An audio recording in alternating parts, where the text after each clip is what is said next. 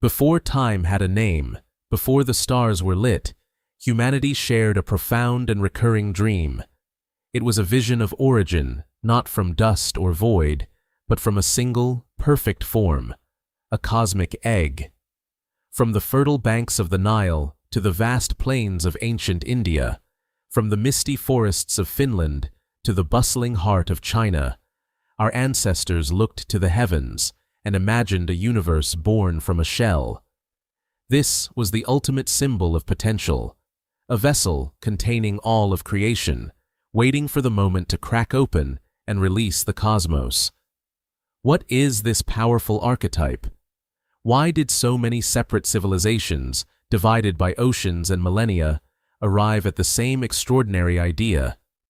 We journey back to the dawn of human imagination to explore the myth of the cosmic egg, a story of creation that tells us as much about the universe as it does about ourselves.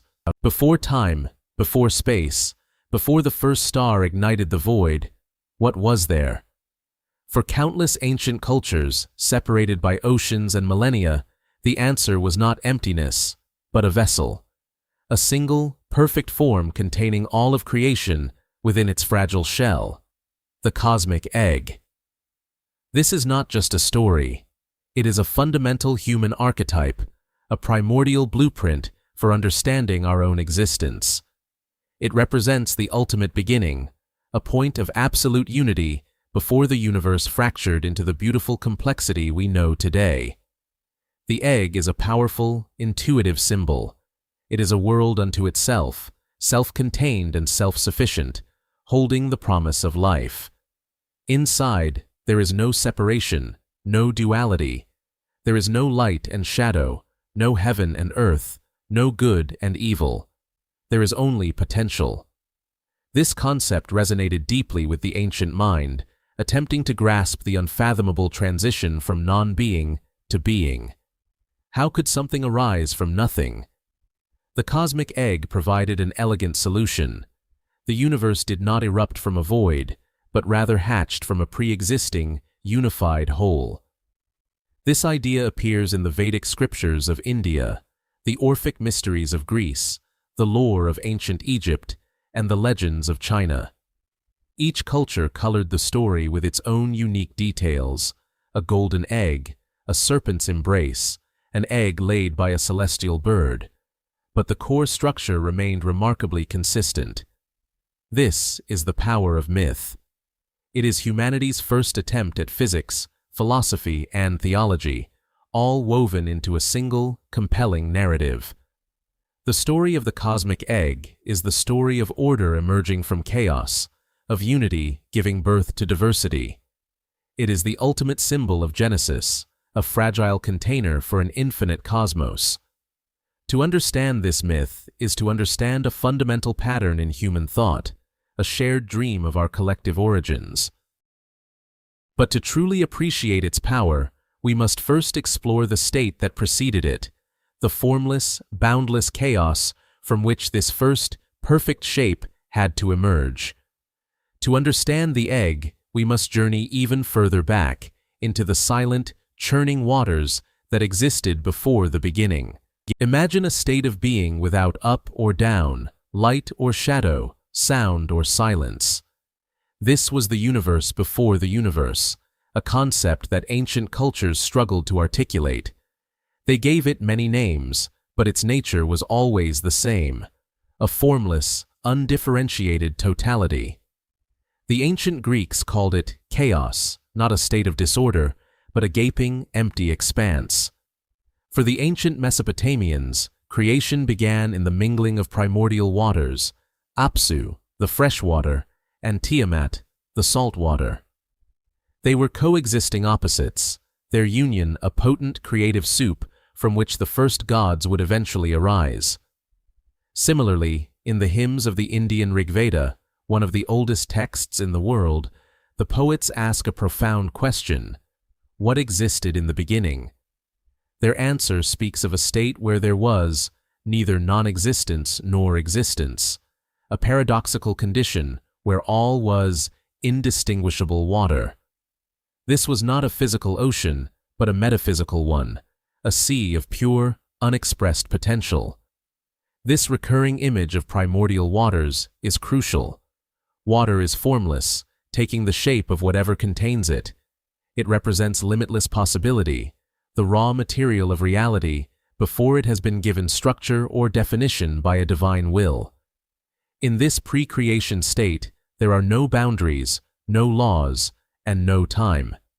It is a slumbering eternity, pregnant with all that could ever be, but having not yet given birth to anything. The emergence of the cosmic egg from these waters is therefore the most significant event in the history of everything. It is the first act of differentiation. It is the moment a thing separates itself from the nothingness of the whole. The egg introduces the first boundary, the first shape, the first defined object in a universe of formlessness. It is the principle of order imposing itself upon chaos. It is the promise of a structured cosmos, a system of heavens and earths, gods and mortals. Every myth that begins with this chaotic state serves to emphasize the miracle of creation. The world we know is not a given. It is a hard-won victory of order over entropy, of form over formlessness. From these chaotic waters, the first concrete form would arise. In the fertile lands of the Nile, this form was not just an egg, but a vessel of pure gold, a promise of the sun itself. Along the banks of the life-giving Nile, a story was told not of a void, but of an infinite, watery abyss called Nun. This was the primordial ocean of Egyptian cosmology, a dark, inert, and endless expanse that contained the germs of all life. Within these waters swam the Ogdoad, 4 pairs of frog and serpent deities who personified the fundamental aspects of this pre-creation state: darkness, wateriness, formlessness, and hiddenness. They were the chaos before order, the quiet before the first sound.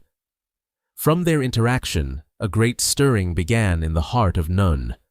The waters receded, and the first solid ground in the universe emerged, the primordial mound. Known as the Benben, this pyramidal hill was the site of the first sunrise, the first point of contact between the potential of the waters and the reality of a physical world. Upon this sacred mound, a momentous event occurred. A celestial bird, sometimes depicted as an ibis representing the god Thoth, or a goose known as the Great Cackler, laid a single, magnificent egg. This was no ordinary egg. It was the golden womb, a vessel of pure light that pulsed with divine energy. Its golden sheen was a promise of the sun, which lay dormant inside. For a time, it rested in the silence, a perfect form upon the primordial hill. Then, with a crack that was the first sound in the universe, the golden egg broke open. From it emerged the radiant sun god, Ra. He brought with him light, which banished the eternal darkness of Nun, and Ma'at, the principle of truth, balance, and cosmic order. Ra's first breath was the first wind. His first tears became humanity. This creation story, particularly popular in the city of Hermopolis, placed the sun at the very center of existence. The egg was not just a container for the universe, but specifically for its source of light and life. The pharaohs themselves were considered sons of Ra, their authority directly linked to this foundational moment of creation. The golden egg was their divine mandate, a symbol of the perfect, ordered world their rule was meant to uphold. While the Egyptians saw the sun god emerge from their golden egg, a different tradition was taking root across the sea.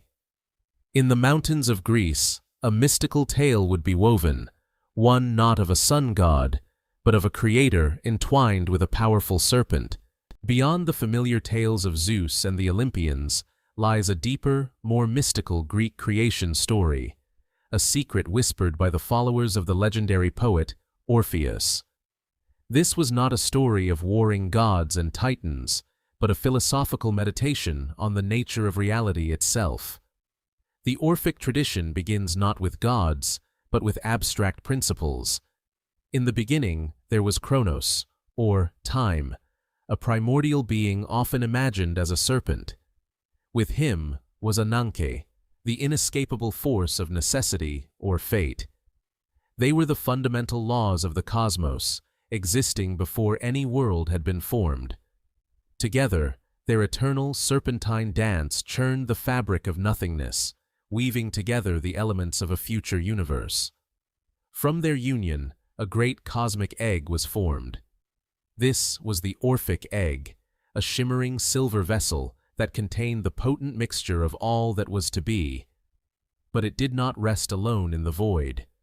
Kronos, the serpent of time, coiled himself around it, his embrace both protecting and constraining the nascent cosmos within. His tightening coils represented the inexorable march of time, applying pressure to the shell, preparing it for the moment of creation. When that moment came, the silver egg split apart. But what emerged was not a simple sun god. It was a being of breathtaking complexity, the firstborn creator deity known as Phanes. The name means to bring to light, or to make appear. Phanes was a radiant, androgynous figure with shimmering golden wings, wrapped in serpents, and possessing the heads of several different animals, symbolizing his dominion over all of creation.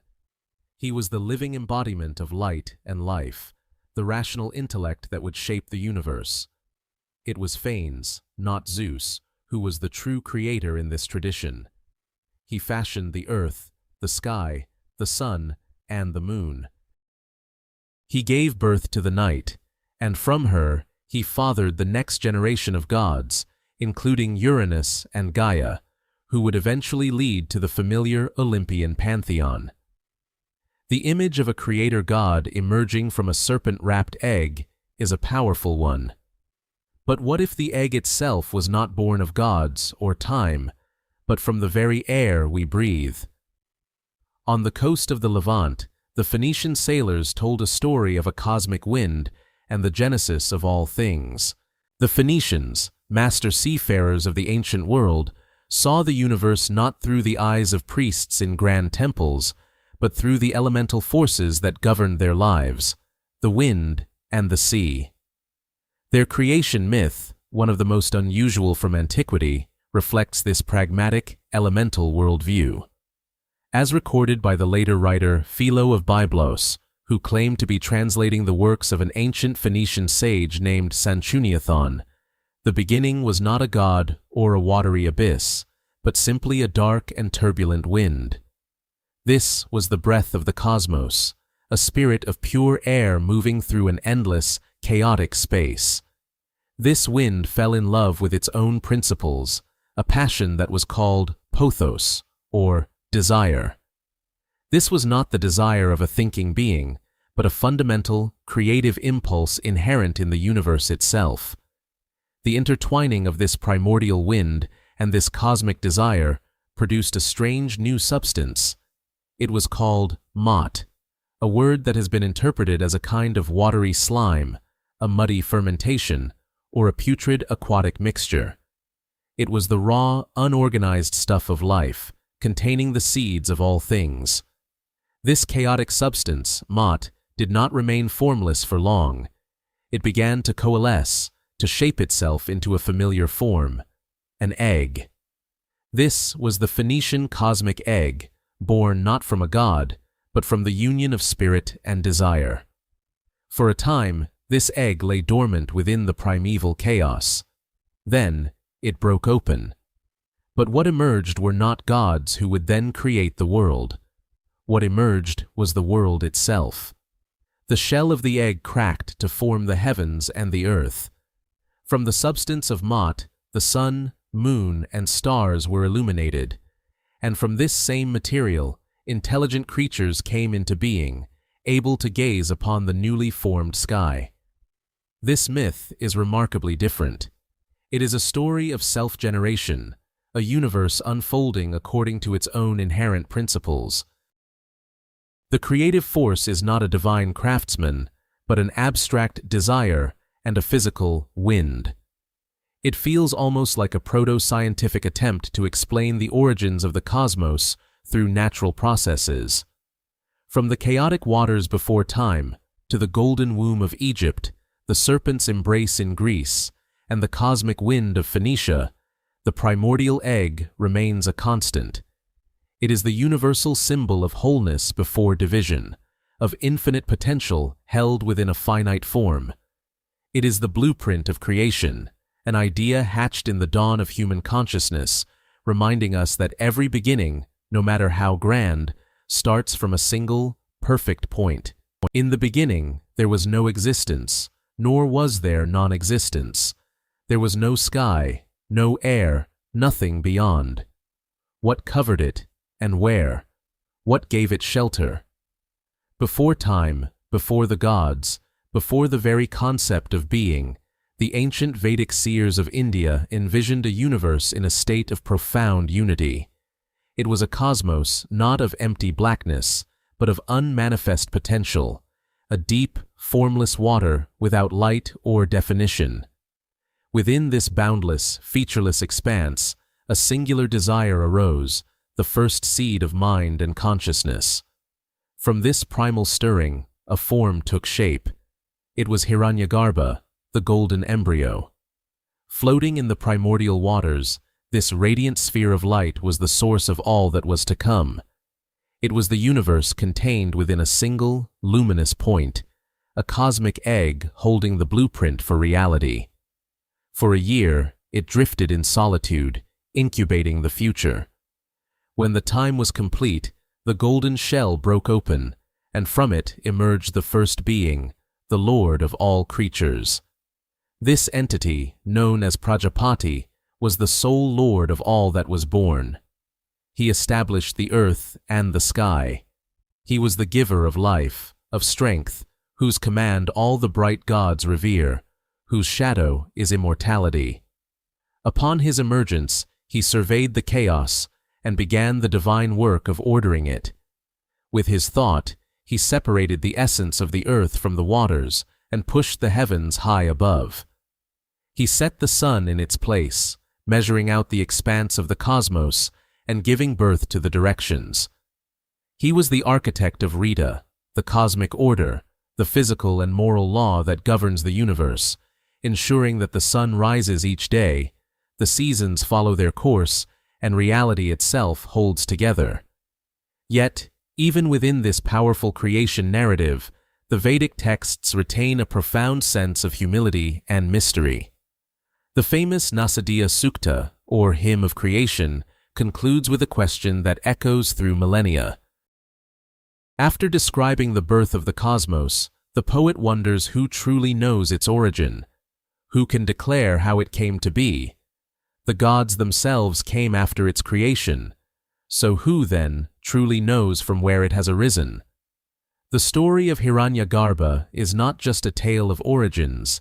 It is a deep philosophical inquiry into the nature of consciousness and reality, suggesting that the universe itself may have been born from a single, divine thought, a golden idea floating in an ocean of infinite possibility. In the ancient lands of Persia, a different vision of creation emerged, one not of chaos giving way to order, but of a perfect design corrupted by a malevolent force. This was the cosmic view of Zoroastrianism, one of the world's earliest monotheistic faiths. Here, the beginning was not an egg, but a thought in the mind of the one wise Lord, Ahura Mazda. Before the material world existed, Ahura Mazda conceived of a universe in a perfect, spiritual state. It was a pristine, untainted ideal. He then brought this ideal into being, crafting 7 creations in material form. First, he created the sky, a vast dome forged of shining stone or crystal, perfectly smooth and enclosing the world like a protective shell. Second, he made the pure waters. Third, the flat, round earth. Fourth, he created the first plant, a beautiful tree that held the seeds of all other plants.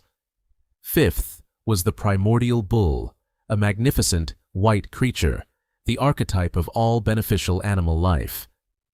Sixth came the first human, Geomart, a being radiant and tall. Finally, he created fire, the symbol of purity and truth that permeated all other creations. For 3,000 years, this world existed in a state of absolute perfection. It was static, unchanging, and free from any form of decay, ailment, or strife. It was a perfect garden under a sky of stone. But Ahura Mazda was not the only primordial spirit. His opposite, Angra Mainyu, the destructive spirit, dwelled in a realm of endless gloom. Stirred by envy and a will to destroy, Angra Mainyu launched a devastating assault on Ahura Mazda's perfect creation. He smashed through the stone sky, plunging into the heart of the world. He turned the pure waters salty, riddled the earth with deserts, and withered the primordial plant.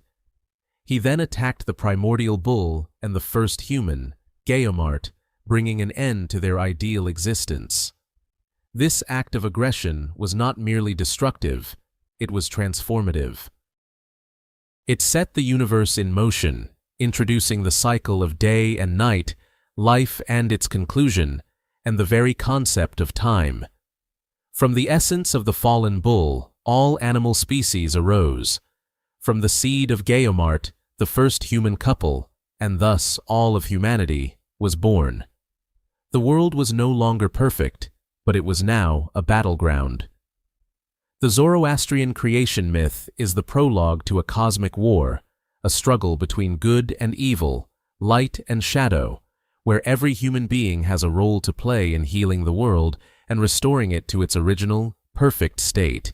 From the misty forests and countless lakes of ancient Finland comes a creation story not of cosmic battles or divine architects, but of profound loneliness, gentle patience, and an accidental birth of the universe. This is the tale woven into the Kalevala, the Finnish national epic. It begins not with a void, but with a presence. Ilmatar, the maiden of the air, a pure and ethereal spirit. For an unknowable length of time, she lived a solitary life in the vast, empty expanses of the air. But eventually, a deep loneliness overcame her. She descended from her airy home into the primordial sea, the endless, restless waters that covered everything. A great wind swept over the ocean, and she became the mother of the water. For 700 long years she drifted, her body carried by the waves, her womb carrying the future hero of the epic, Wainamoinen. Her long journey was one of immense solitude and anticipation. One day, a beautiful golden-eyed duck, soaring over the endless water, searched desperately for a place to build its nest and lay its eggs. It could find no solid ground, no single patch of green earth. Seeing the water mother's knee protruding from the waves, the bird mistook it for a grassy mound. It circled, landed gently, and built its precious nest upon her knee. There, it laid 7 eggs, 6 of pure gold and 1 of iron. The water mother felt a warmth spread through her from the nesting bird. She remained perfectly still, protective of the fragile new life. But as the duck incubated its eggs, the heat grew more and more intense until it became unbearable. Ilmatar reflexively shifted her leg. The sudden movement sent a tremor through the waters. The eggs tumbled from the nest, falling into the vastness of the primordial sea, where they shattered upon the waves. But this was not an end. It was a magnificent beginning. The fragments of the broken eggs did not sink into the abyss. They transformed. The lower half of one shell became the solid earth below. The upper half became the high vault of the heavens. The bright yellow yolk broke free and became the radiant sun in the sky. The white became the pale, shimmering moon. The countless speckled shards of the shells were scattered across the heavens, becoming the stars.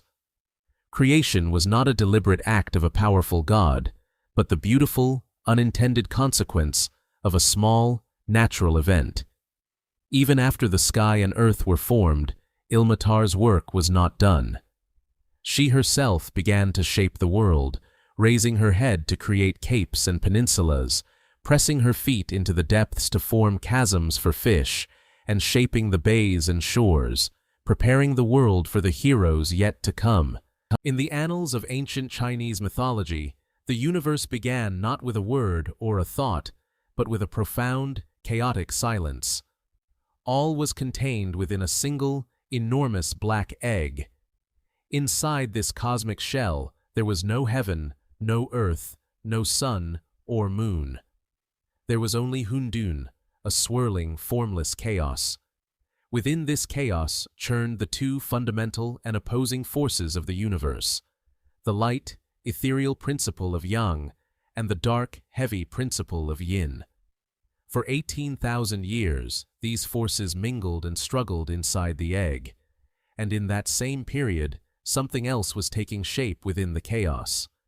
A being was growing, nourished by the primordial energies. This was Pangu, the first living thing, a colossal giant.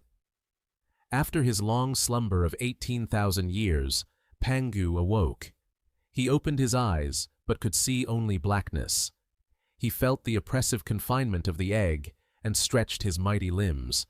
Finding himself trapped, he grasped a great, miraculous axe that had formed with him inside the egg, and with a tremendous swing, he struck the shell. The universe erupted with a deafening roar. The cosmic egg cracked open. The lighter, purer elements, the Yang, drifted upwards to form the heavens. The heavier, more turbid elements, the Yin, sank down to become the earth. But Pangu's work had only just begun. Fearing that heaven and earth would merge back into chaos, he stood between them, his feet planted firmly on the earth and his head holding up the sky. It was a task of unimaginable scale and endurance. Each day, the sky rose 10 feet higher, the earth grew 10 feet thicker, and Pangu himself grew 10 feet taller to keep them apart.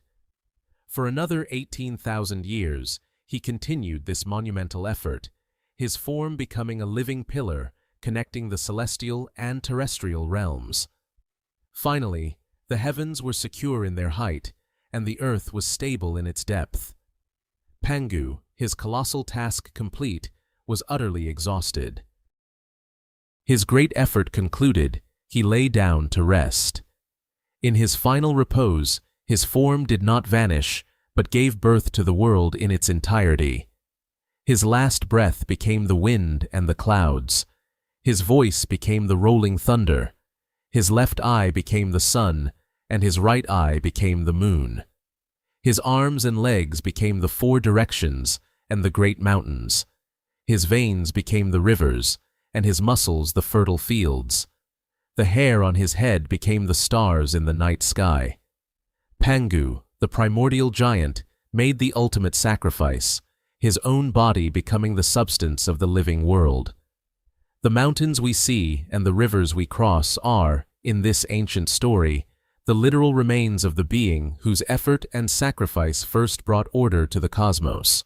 Japanese mythology begins in a state that is both formless and full of potential. Before the heavens and the earth had a name or shape, the universe was an immense, oily sea of chaos. It was silent, strange, and without boundaries. From this primordial soup, deities, or kami, simply came into being. The first generations of these gods were ethereal, hiding their forms as soon as they appeared. They were abstract principles, divine thoughts taking momentary shape before fading back into the chaos. Several generations of these celestial kami were born, each pair more tangible than the last. Finally, the seventh generation appeared, a divine brother and sister named Izanagi, he who invites, and Izanami, she who invites. Unlike the gods before them, they were given a specific and monumental task.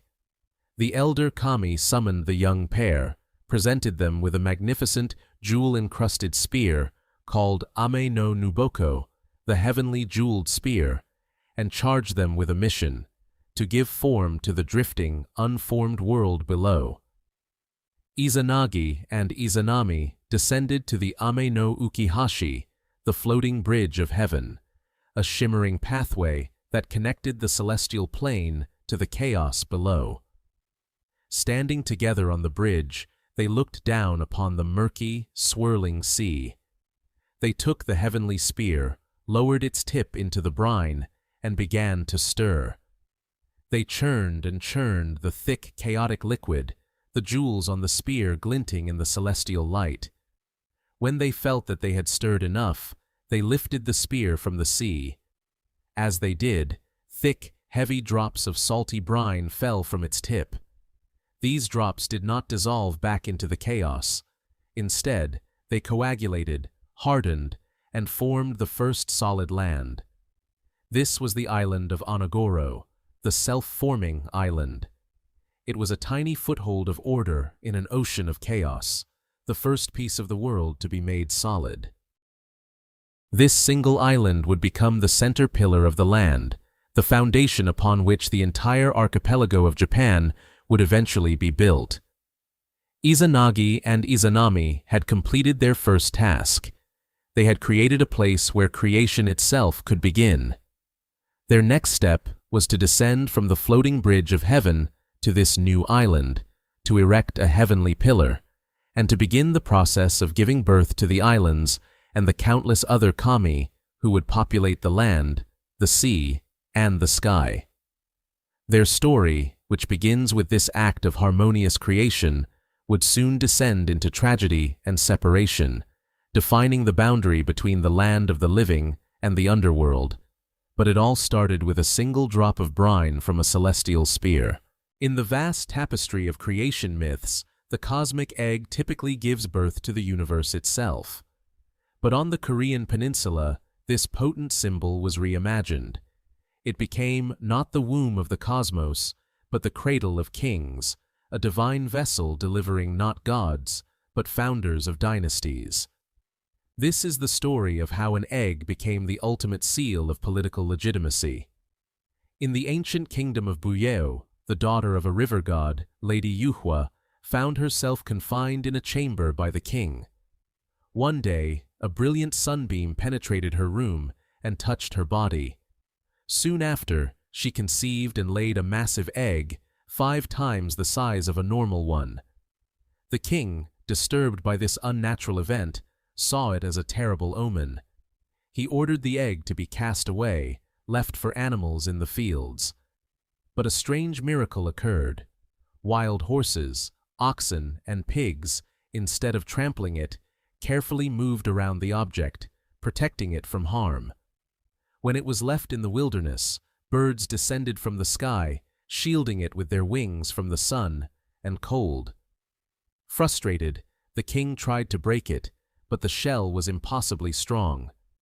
Defeated and mystified, he returned the egg to Lady Yuhua. From this protected sphere of life, a boy finally hatched.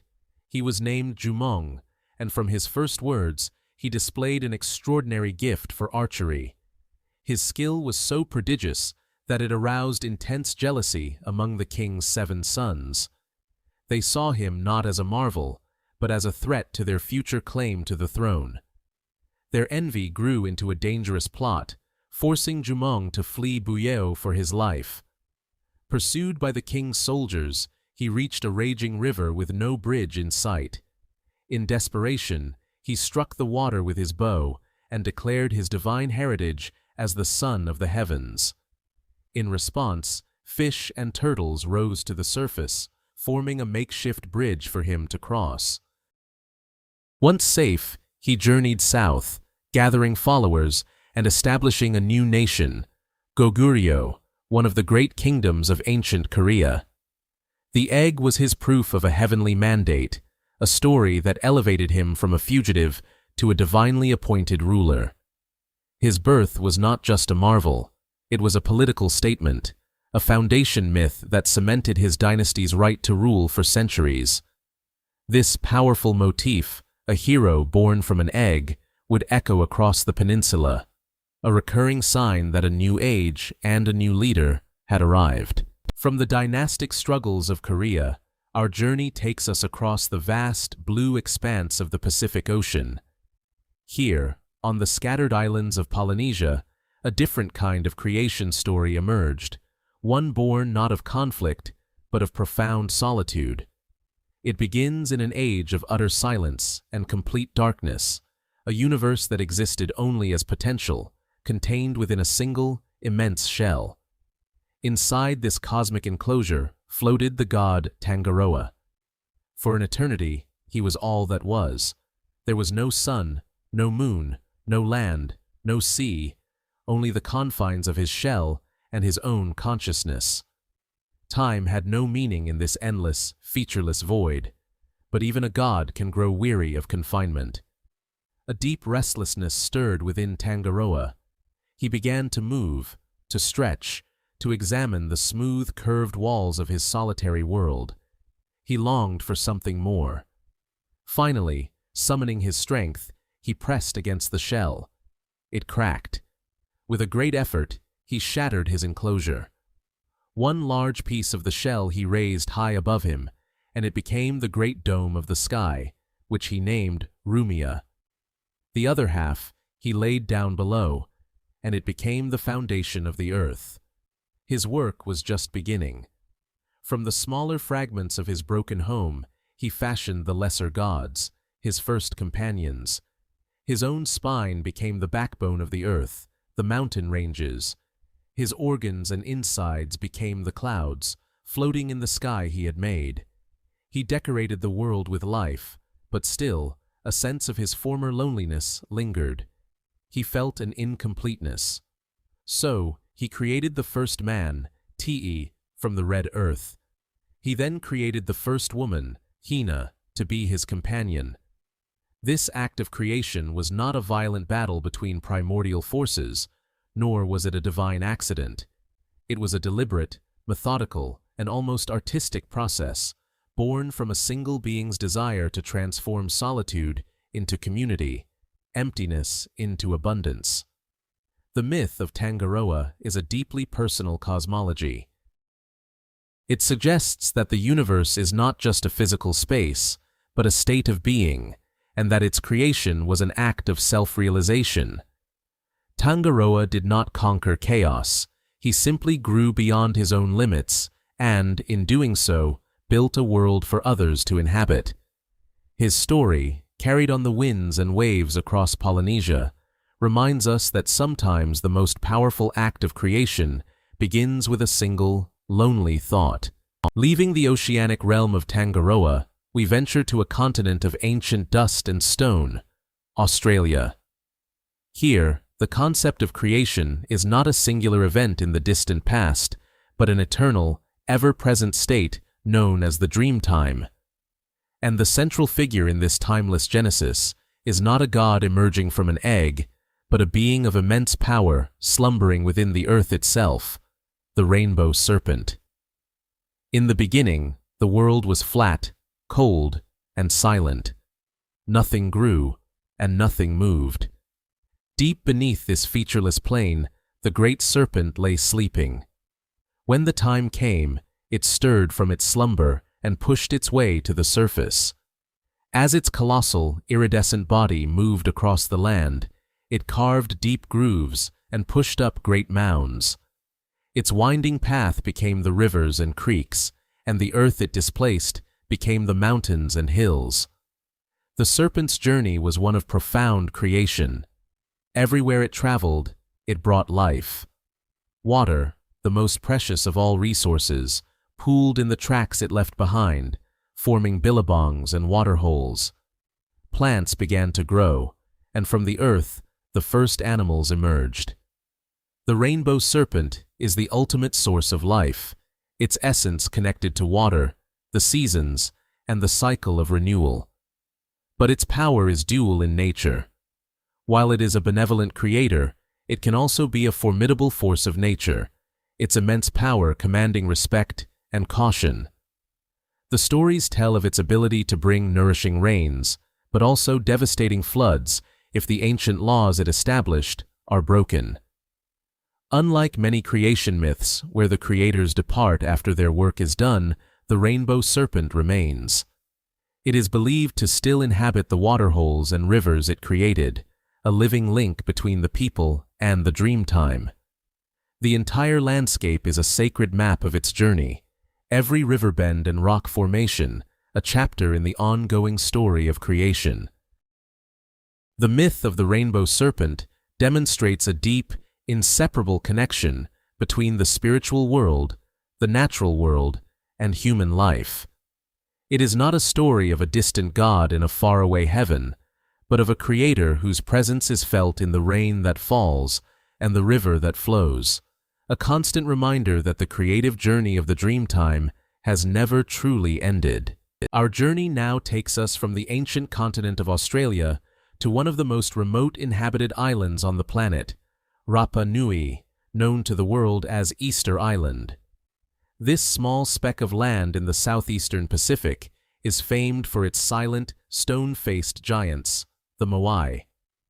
But after the era of statue carving ended, a new and intense belief system arose, one that centered not on stone ancestors, but on a frantic, high-stakes competition for a single, sacred egg.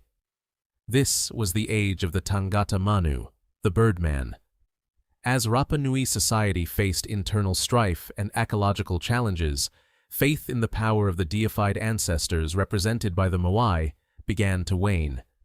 In its place, a new cult emerged around the creator god Makemake. This new faith was not expressed through monumental carving, but through a dangerous annual ritual held at the ceremonial village of Orongo, perched on the edge of a spectacular seaside cliff. Each spring, the leaders of the island's clans would gather. They would each choose a champion, a warrior of exceptional strength and courage, to compete on their behalf. The challenge was perilous. The champions had to descend the treacherous, nearly vertical cliffs of Orongo, swim more than a mile through unpredictable, shark-patrolled waters to the small islet of Motu Nui. There, they would wait, sometimes for weeks, for the arrival of the sooty terns, which came to nest on the islet. The goal was to be the first to find the season's first sooty tern egg. Upon finding it, the champion would carefully secure it, often in a reed basket tied to his forehead, and begin the hazardous journey back. He had to swim back to the main island and, with the fragile egg intact, scale the formidable cliffs once more. The first to present the unbroken egg to his chief won the competition. This victory brought immense power and prestige to the champion's clan, which would rule the island for the following year. The champion himself became the Tangata Manu, a sacred figure living in ceremonial seclusion. The egg, in this context, was a powerful symbol of fertility, rebirth, and a renewed divine mandate, a prize that determined the fate of an entire people for a year. We have traveled from the royal courts of Korea to the vast Pacific and the ancient landscapes of Australia, tracing the symbol of the egg through myth and ritual. Now, we cross the final ocean to the continents of the Americas, a so-called New World, home to its own deeply ancient stories of origin. Here, we search for echoes of the cosmic egg and discover how the fundamental idea of creation from a contained, life-giving vessel took on new and fascinating forms. While the literal image of a universe hatching from an egg is less common in Native American mythologies, the core concept of life emerging from a primordial, enclosed space is a powerful and recurring theme. The Dine, or Navajo, people of the American Southwest, speak of passing through a series of underworlds, each a distinct sphere of existence, before finally emerging into this one, the glittering world. This emergence from a subterranean womb is a powerful parallel to hatching. In South America, the creation myths of the Inca Empire center on the god Viracocha. After a great flood, he went to Lake Titicaca, a massive, high-altitude body of water that acts as a kind of terrestrial womb for the world. From the stones on its shores, he formed the first humans, breathing life into them. The lake itself is the contained generative source from which humanity springs. Further north, the Maya creation story, the Popol Vuh, tells of the creator gods attempting to make humans from various materials. After several failures, they finally succeed by using maize. The sacred grain, a seed, functions precisely like an egg, a small, self-contained unit holding the complete potential for complex life. Humanity, in this view, is born from a sacred seed. From a gourd that contains all the waters of the world to a cave from which the ancestors of a tribe first emerge, the theme is consistent. Humanity and the cosmos are born through a process of emergence, of breaking out from a simpler, enclosed state into the complex world we now inhabit. Whether the vessel is a shell, a seed, an underground chamber, or a sacred lake, the underlying human impulse remains the same.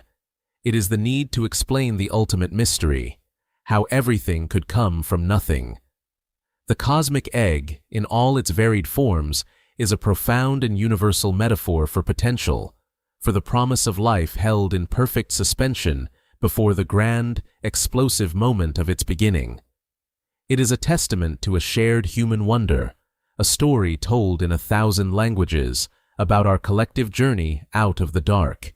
Across the ancient world, 3 potent symbols converge in the story of creation: the serpent, the egg, and the world tree. They are not merely characters or props in a divine drama. They are the fundamental components of a shared symbolic language used to describe the very architecture of reality. In the mystical traditions of ancient Greece, the Orphic myth tells of a primordial cosmic egg shimmering in the boundless ether. From this egg, the firstborn deity, Phanes, emerges, a radiant being of light and creation. But the egg itself is entwined and protected by Chronos, time, in the form of a great serpent. Here, the serpent is not a force of chaos, but the cyclical, eternal power that both contains and enables creation. The egg is the vessel of all potential, and the serpent is the engine of time that allows that potential to unfold. This powerful trinity echoes in the cold lands of the north. Norse cosmology is centered on Yggdrasil, the immense ash tree that connects the 9 worlds. Its branches reach into the heavens, and its roots delve into the unknown. While creation doesn't begin with an egg, the same symbolic players are present. At its roots gnaws the serpent Nidhogg, a force representing the destructive, yet necessary element that challenges the cosmic order. The tree is the stable axis of existence, the serpent is the force of change, and the universe itself is the emergent reality. In the Vedic scriptures of India, we find another variation. The universe is supported by the colossal serpent Shesha, upon whose coils the god Vishnu rests, dreaming the cosmos into being. A parallel Vedic myth speaks of the Hiranyagarbha, the golden egg or golden womb, which floats in the formless waters before breaking open to form the heavens and the earth. The serpent represents the infinite foundation.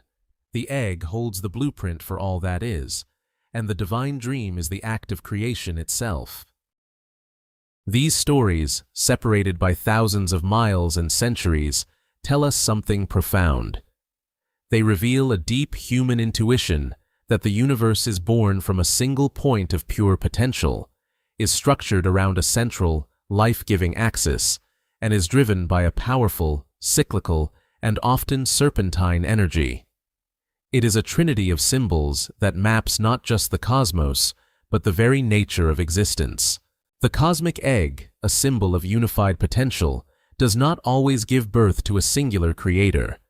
In many traditions, the moment of creation is the moment of division, when the primordial unity splits into a fundamental duality.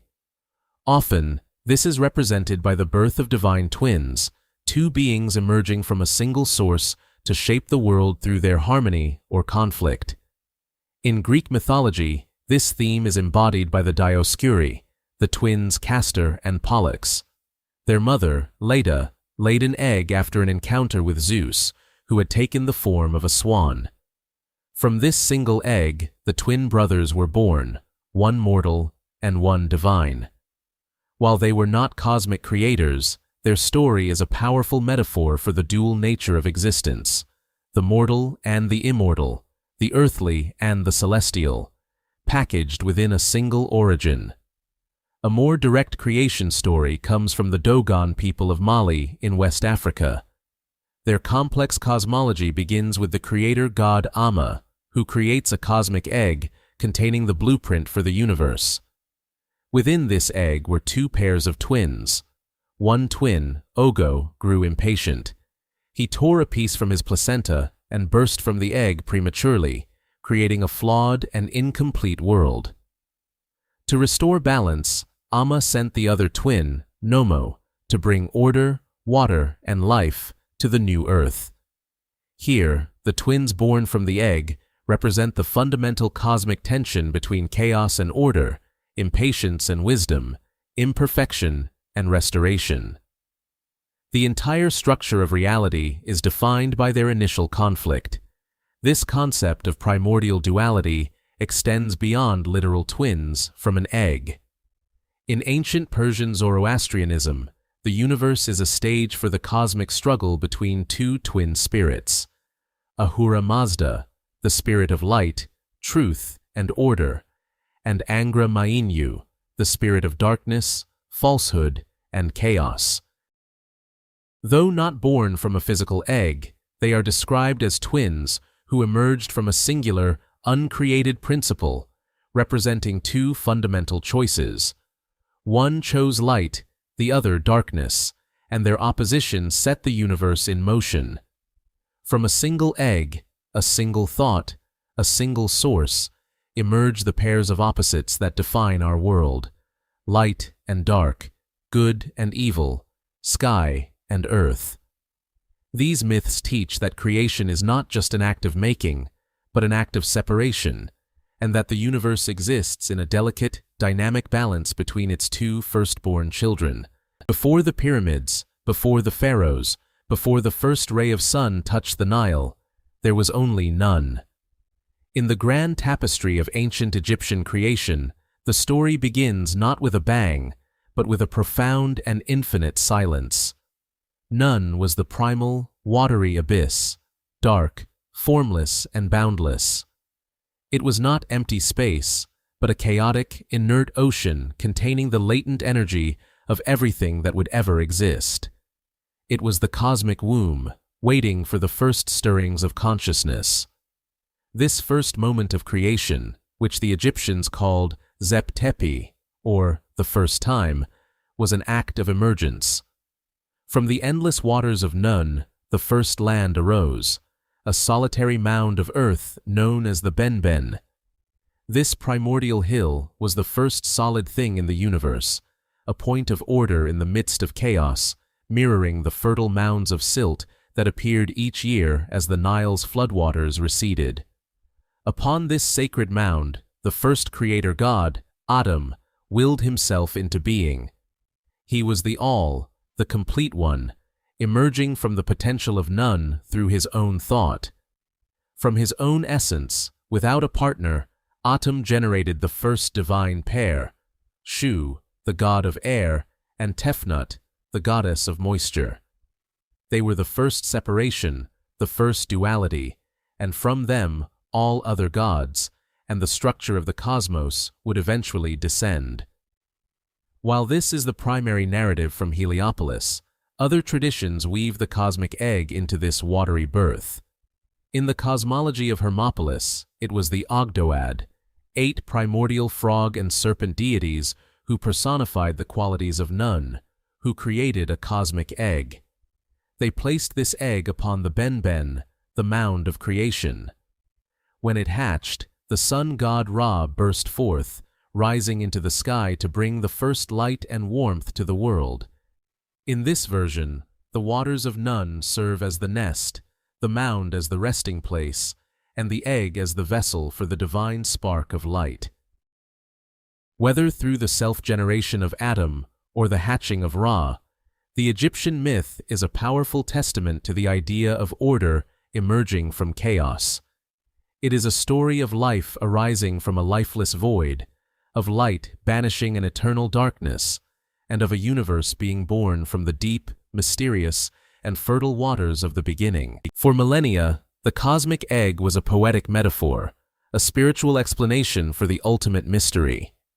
It was a story told around fires and painted on temple walls, a product of human imagination striving to comprehend the incomprehensible. But in the 20th century, as humanity pointed its telescopes to the heavens and its intellect to the fabric of space-time, this ancient symbol found an astonishing and unexpected echo in the language of science. The prevailing scientific theory for the origin of our universe is the Big Bang. It posits that approximately 13.8 billion years ago, everything we know, all matter, all energy, all of space and time itself, was contained within a single point of unimaginable density and heat, a singularity. This initial state, containing the potential for every star, every galaxy, and every living being, then began a process of rapid expansion, an explosion not in space, but of space itself. The parallels to the ancient myths are striking. The singularity, a point of unified potential from which everything emerges, is the scientific counterpart to the cosmic egg. The hatching of the egg, the moment it breaks open to release the cosmos, mirrors the Big Bang, the moment of sudden, explosive creation. The Vedic concept of Hiranyagarbha, the golden embryo floating in a sea of non-existence, resonates with the idea of a primeval atom. The Orphic egg, from which the creator Phanes bursts forth to structure the universe, feels like a mythic prelude to cosmic inflation. This connection was not lost on the pioneers of modern cosmology. Georges Lemaitre, the Belgian priest and physicist who first proposed the theory in 1927, referred to his concept as the hypothesis of the primeval atom, and it was quickly nicknamed the cosmic egg by the scientific community. Of course, the ancient myths are not scientific theories. They lack the mathematical rigor and observational evidence that form the bedrock of cosmology. But they are not meant to be. They are powerful, intuitive metaphors that reveal a profound truth about the human mind. Across cultures and epochs, we have consistently imagined that our vast, complex universe began from a simple, unified, and singular point of origin. The cosmic egg is humanity's first draft of the Big Bang theory, a testament to our species' innate drive to trace the story of existence back to its very first moment. Our journey through the mists of time has shown us the cosmic egg in its many forms, as a vessel of divine order in Egypt, a source of cosmic duality for the Dogon, and a point of explosive creation in Greece. We have seen its reflection in the equations of modern cosmology, a testament to its enduring power as a metaphor for origins. But the symbol of the egg and its frequent companion, the serpent, speaks not only of a beginning, but of the very nature of time and existence itself.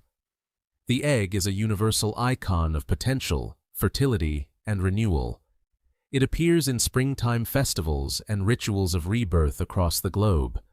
It represents the promise that life is cyclical, that endings are merely the prelude to new beginnings.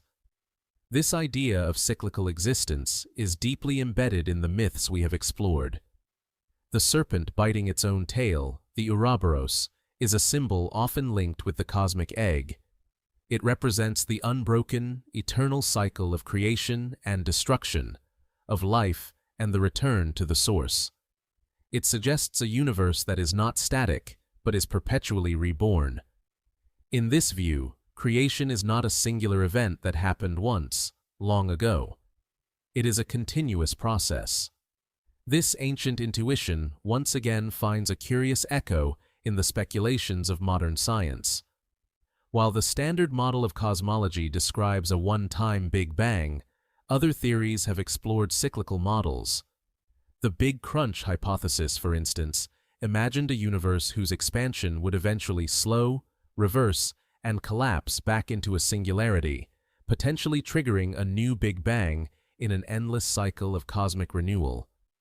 Though not currently the favored theory, its existence shows that the concept of an eternal, cyclical cosmos continues to captivate the scientific and philosophical imagination. The cosmic egg, therefore, is more than just a creation story. It is a profound meditation on the unity of all things.